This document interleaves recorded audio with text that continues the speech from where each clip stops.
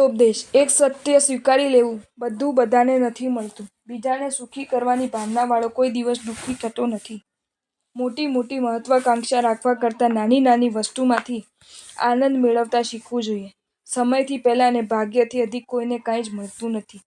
મિત્રનો ધર્મ હાસ્યનો કોલાહલ વધારવામાં નથી, દુઃખનું આંસુ લૂછવામાં છે. બેંક બેલેન્સ વધતા જો ફેમિલી બેલેન્સ ઓછું થાય તો સમજવું કે એ પૈસા આપણા માટે અનુકૂળ નથી. જે સમાજથી દૂર જાય છે તેને એક દિવસ સમાજથી દૂર જવું પડે છે. વકીલની સલાહ નિષ્ફળ જાય પણ વડીલના આશીષ કદાપી નિષ્ફળ જાય નહીં. 3 ક્યારેય કોઈની રાહ જોતા નથી. સમય, ગ્રાહક, મૃત્યુ. 3ને ઉગતા જ ડામવા. રોગ, દેવું, શત્રુ. સસ્તી પ્રસિદ્ધિ પાછળ કદી ન પડશો. સતત સંઘર્ષ પછી સાંપડતી સિદ્ધિ માટે જ મથજો. વીતેલો સમય કદી પાછો આવવાનો નથી. સમયનું આયોજન કરો. નિરાશ ન થશો. દરેક વસ્તુનો અંત આવતો હોય છે. સંજોગો ગમે તેવા કપરા હોય, કાયમ રહેતા નથી. સર્વ રોગો અજીર્ણથી થાય છે. માણસના સંજોગો એની પ્રતિષ્ઠાનું નિર્માણ કરે છે અને માણસનું સત્ય એના ચારિત્ર્યનું નિર્ણાયક છે.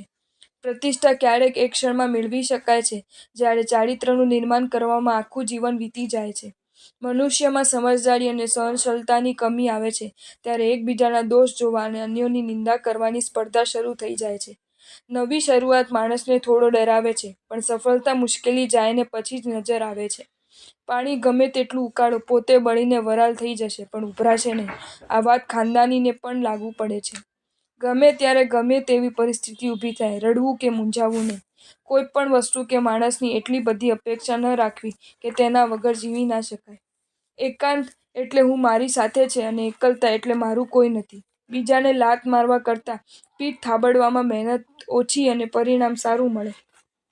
સુવિધાઓથી જ શિક્ષણ પ્રાપ્ત થતું હોત તો ઋષિઓના આશ્રમ કુદરતી જંગલમાં નહીં પરંતુ રાજાઓએ બનાવેલા કૃત્રિમ મહેલમાં હોત.